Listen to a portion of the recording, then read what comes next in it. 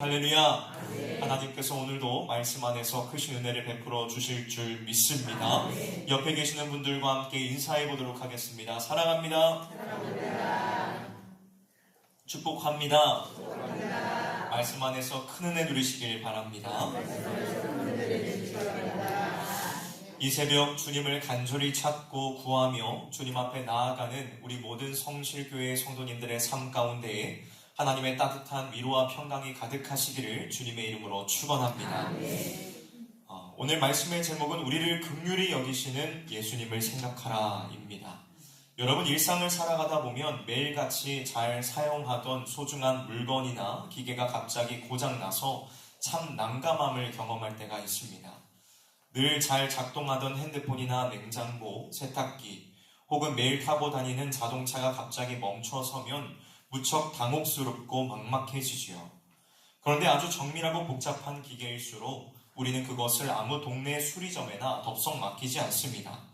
비용과 시간이 조금 더 들더라도 그 기계를 처음 설계하고 만든 제조사, 즉 그 구조를 가장 완벽하게 꿰뚫고 있는 설계자에게 찾아가 맡긴다는 것이지요.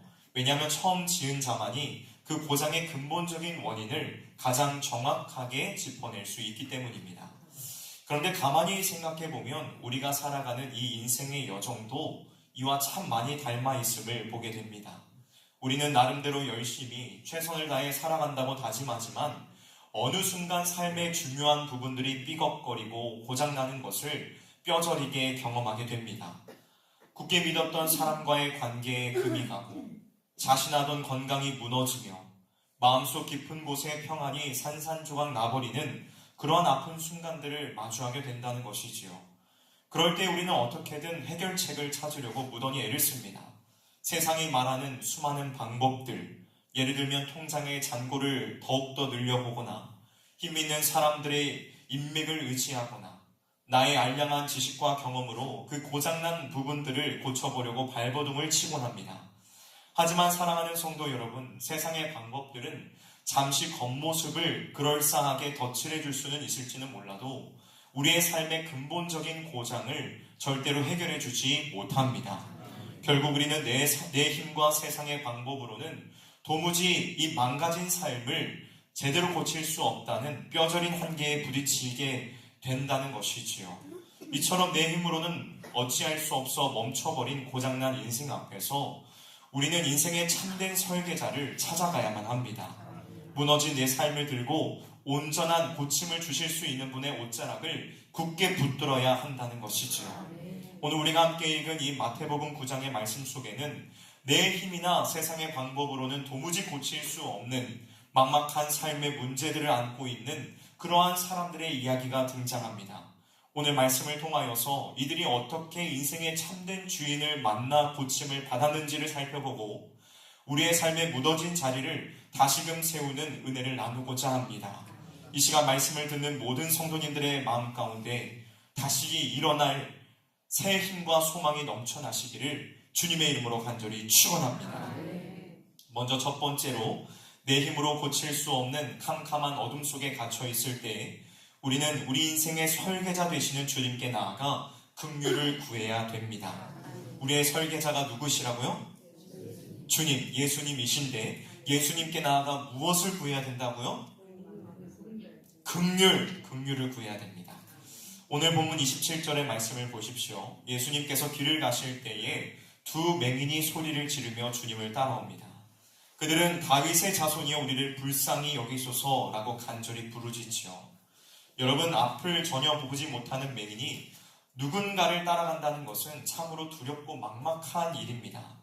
어디에 돌부리가 있는지, 앞에 장애물이 있는지 알 수 없는 캄캄한 어둠 속에서 이들은 오직 하나, 예수님이라는 참된 빛과 한 줄기의 소망만을 붙들고 나아갔다는 것이지요.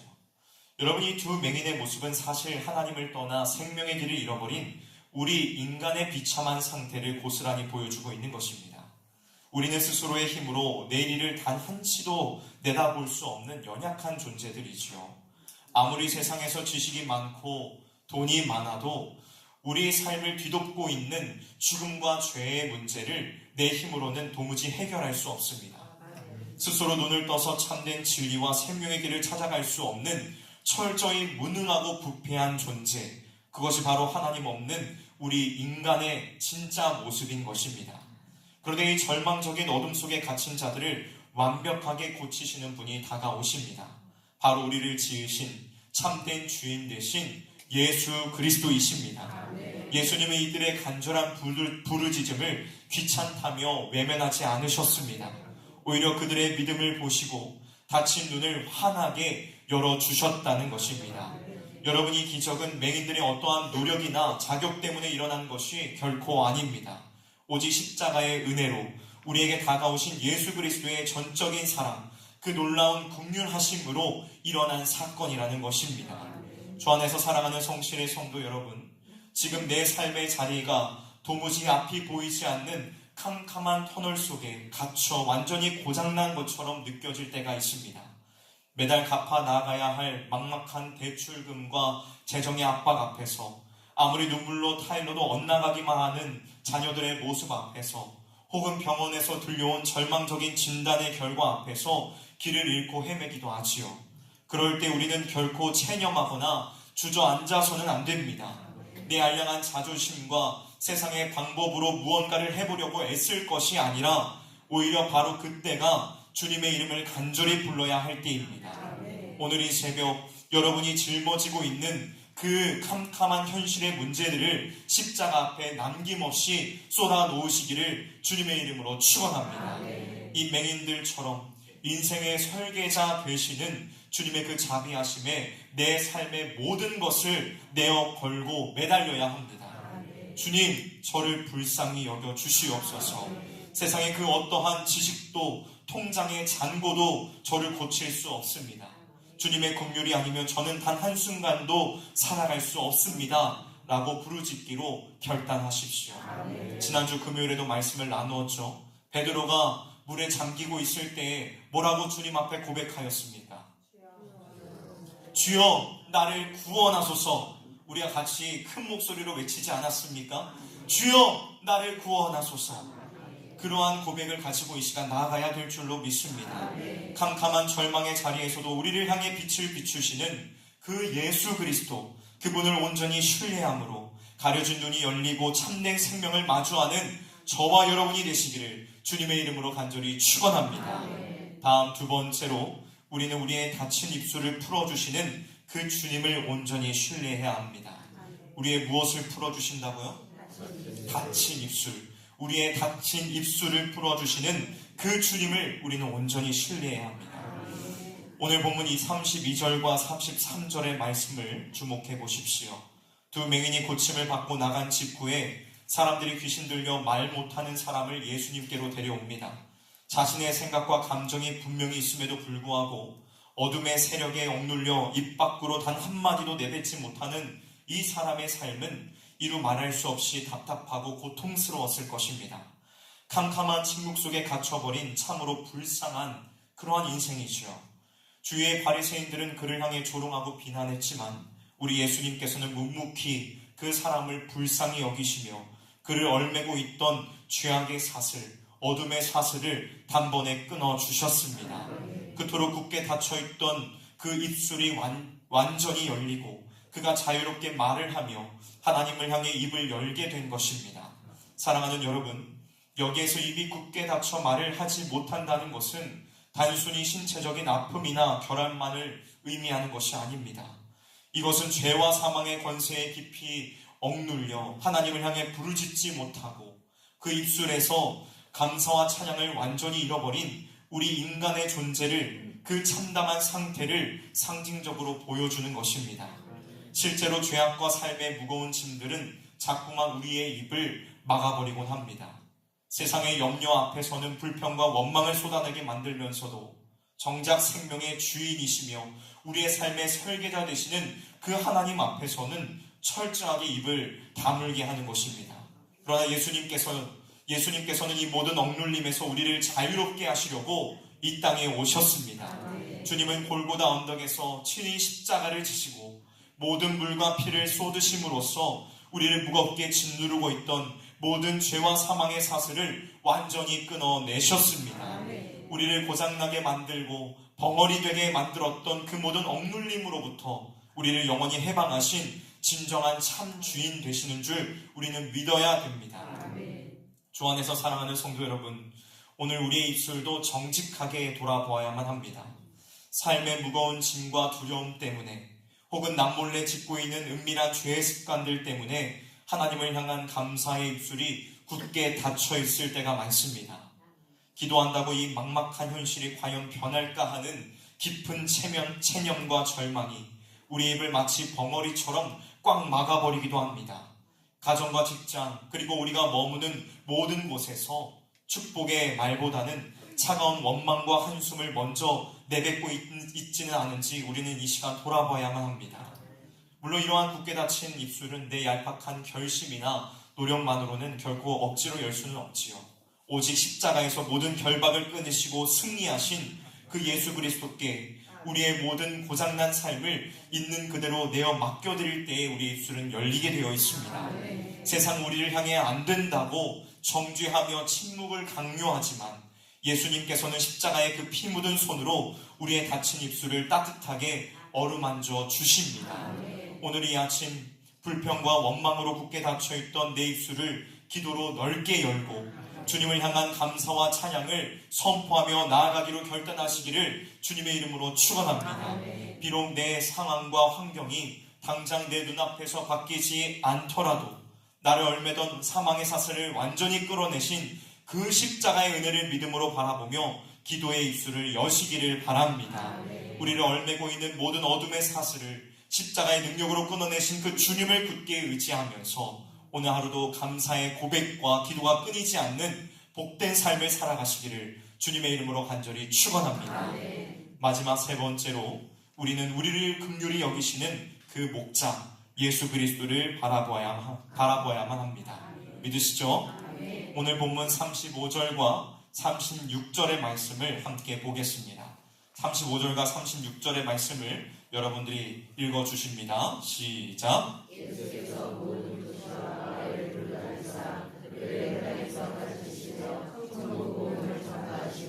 모든 병과 모든 약한 것을 고치시니라. 우리를 보시고 불쌍히 여기시니 이는 그들이 목자 없는 양과 같이 고생하며 빚지느니라. 아멘. 예수님께서는 모든 도시와 마을을 두루 다니시며 가르치시고 천국 복음을 전파하시며 모든 병과 모든 약한 것을 고쳐주셨습니다. 그런데 무리를 보시고는 그들을 불쌍히 여기셨지요. 성경은 그 이유를 그들이 목자 없는 양과 같이 고생하며 기진함이니라 라고 분명하게 말씀하고 있습니다. 예수님께서 무리를 보시고 불쌍히 여기셨다는 이 말씀에는 단순한 동정을 뛰어넘는 아주 깊은 사랑의 의미가 담겨져 있습니다. 이 단어의 본래 의미는 사람의 내장, 즉 창자가 뒤틀리고 끊어지는 듯한 극심한 고통을 의미한다는 것이지요. 내 힘으로 고칠 수 없는 고장난 삶을 안고 이리저리 치이며 방황하는 우리를 보실 때에 우리 주님의 마음은 창자가 끊어지는 고통을 겪으신다는 것입니다. 여러분, 죄로 인하여 멸망할 수밖에 없는 우리의 그 처절하고 비참한 모습을 보시며 예수님께서는 그저 하늘에서 멀리 떨어져 안타까워만 하지 않으셨습니다. 이처럼 애끓는 긍휼과 깊은 사랑이 결국 예수님을 골고다 십자가의 언덕으로 이끌었다는 것이지요. 우리를 고치시고 우리를 살리시기 위하여 선한 목자 되신 주님께서 친히 십자가에 달리셔서 자신의 온몸을 찢으시고 생명까지 아낌없이 내어주신 것입니다. 주 안에서 사랑하는 성실의 성도 여러분, 우리는 세상 속에서 누구의 돌봄도 받지 못한 채 홀로 내버려진 양처럼 기진맥진하여 쓰러져 있을 때가 참으로 많습니다. 아무도 내 무너진 마음을 몰라준다고 생각하며 남몰래 외로운 눈물을 흘리기도 하지요. 하지만 바로 그럴 때에 나를 살리시기 위하여 자기 생명까지 던지신 그 주님의 뜨거운 시선을 우리는 기억해야만 합니다. 주님은 지금도 창자가 끊어지는 듯한 그 긍휼의 마음으로 여러분의 아파하는 삶을 가장 가까이에서 함께하고 계십니다. 우리는 먼저 이 놀라운 십자가의 사랑, 그 긍휼하심으로 우리의 텅 빈 가슴을 가득 채워야만 합니다. 그리고 거기에서 멈추는 것이 아니라 오늘 주님께서 37절과 38절에 말씀하고 있는 것처럼 추수할 일꾼의 삶으로 당당히 나아가야 합니다. 십자가의 은혜로 내 삶의 고장난 부분들이 고침을 받았다면 이제는 내 곁에 지쳐있는 사람들을 향하여서 주님의 그 따뜻한 긍휼을 흘려보내는 축복의 통로가 우리는 되어야 합니다. 오늘 이 하루 나에게 깊은 상처를 준 가족이 있다면 주님의 긍휼한 마음을 품고 먼저 용서하기로 결단하시기를 바랍니다. 삶의 무게에 짓눌려 신음하고 있는 형제 자매들이나 직장 동료들에게 먼저 다가가 예수님의 마음으로 따뜻한 위로의 손길을 건네기로 결단하십시오. 나를 정죄하지 않고 언제나 은혜를 베풀어 주시는 그 십자가의 사랑으로 이웃을 품어내는 것, 그것이 바로 생명을 내어주신 선한 목자의 사랑에 참되게 응답하는 삶입니다. 나를 위해 찢기신 그 선한 목자 예수님의 그 깊은 사랑을 가슴에 품고 상처 입은 세상을 따뜻하게 치유하며 나아가는 저와 여러분이 되시기를 주님의 이름으로 축원합니다. 말씀을 마무리하도록 하겠습니다. 사랑하는 성실의 성도 여러분, 내 힘과 세상의 방법으로 내 인생의 고장난 부분을 고쳐보려고 했던 헛된 수고를 이제는 우리는 모두 내려놓아야 합니다. 그리고 나를 향해 창자가 끊어지는 아픔으로 다가오시는 인생의 참된 설계자 예수 그리스도의 그 크신 긍휼만을 굳게 붙잡기로 이 새벽에 결단하시기를 바랍니다. 우리의 삶이 아무리 캄캄한 어둠 속에 갇혀있고 내 입술이 삶의 무거운 짐에 짓눌려 굳게 닫혀있다고 할지라도 십자가에서 흘려주신 주님의 그 크고 깊은 긍휼이 우리를 덮으실 때에 우리는 반드시 다시 온전하게 회복될 수 있습니다. 오늘 이 특별 새벽기도의 자리가 내 삶의 무너진 자리를 온전히 주님께 내어드리고 오직 나를 불쌍히 여기시는 예수 그리스도의 십자가의 사랑만을 전적으로 의지하며 살아가기로 다짐하는 복된 결단의 자리가 되기를 주님의 이름으로 축원합니다. 그래요, 멈춰버린 우리의 삶이 주님의 은혜 안에서 다시금 힘차게 뛰기 시작하는 놀라운 회복을 누리시기를 주님의 이름으로 간절히 축원합니다. 함께 기도하도록 하겠습니다.